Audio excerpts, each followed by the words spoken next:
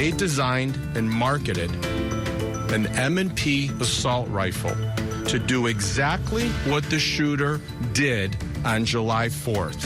Victims of mass shootings and their families going after not just attackers, but the gun makers in court. We interrogate the legal strategy tonight and ask, will it hold up in court? Could it force real change in the gun industry? I had a unique opportunity to help put a real face on what these guns do to people and what it feels like. Good evening, I'm Chan Seals in Washington. This is Newsy Tonight. Who is responsible for a mass shooting? The attacker, of course, everybody knows that. But what about the company that made, marketed, and sold the gun? After attacks like Uvalde, Texas, where 19 children and 2 teachers were killed in their classroom, there is a new, broader effort to hold gun makers liable. First, off the top, a definition. The New York Times notes there is no single metric for a mass shooting.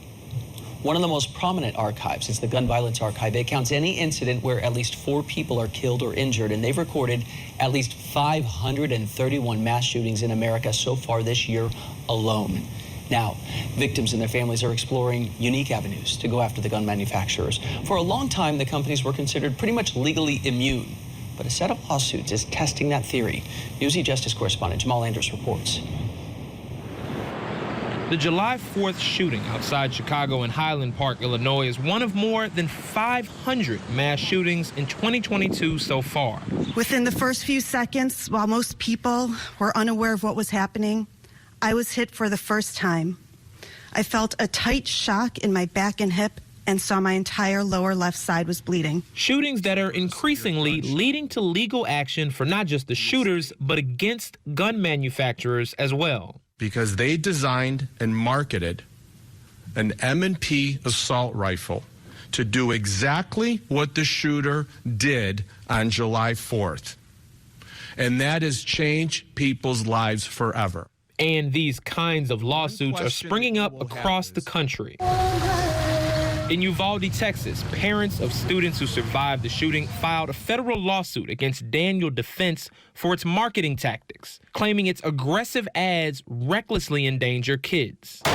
New York passed a law allowing the state, city governments, and New Yorkers to sue gun manufacturers for endangering public safety. And most notably, a $73 million settlement between Remington Arms and the families of several Sandy Hook victims. The suit argued Remington violated a Connecticut consumer law prohibiting encouragement of illegal behavior. Today marks an inflection point when our duty of care to our children as a society finally supersedes the bottom line of an industry that made such an atrocity as Sandy Hook possible to begin with. It almost creates this monster. Antonio Romanucci is one of several attorneys representing Highland Park shooting victims and their families in lawsuits against Smith Wesson. The idea behind these lawsuits echoes the Sandy Hook case. The marketing of the weapon violates state consumer protection laws. I've never seen an advertisement where that gun is pointed at a deer or pointed at an animal.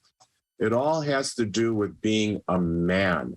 That's how these guns are marketed. And these young, impressionable, vulnerable adults want to be men, and then they create this story about themselves with the Smith & Wesson. Back in August, Smith & Wesson CEO put out a statement saying the gun industry is under unprecedented and unjustified attack and blames politicians, the media, and a culture of lawlessness for ongoing gun violence.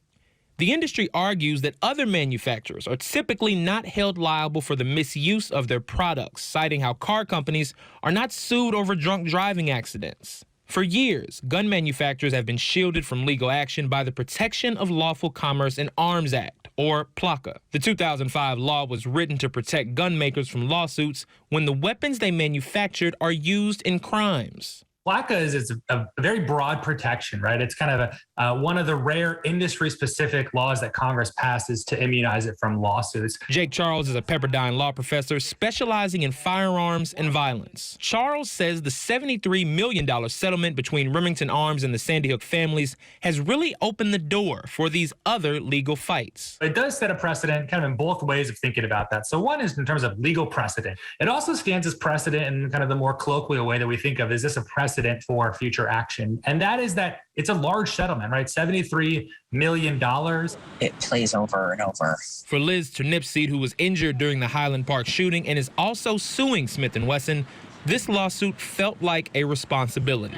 I felt like I had a unique opportunity to help put a real face on what these guns do to people and what it feels like, and give it a first-person perspective. Jamal Andrus, Newsy.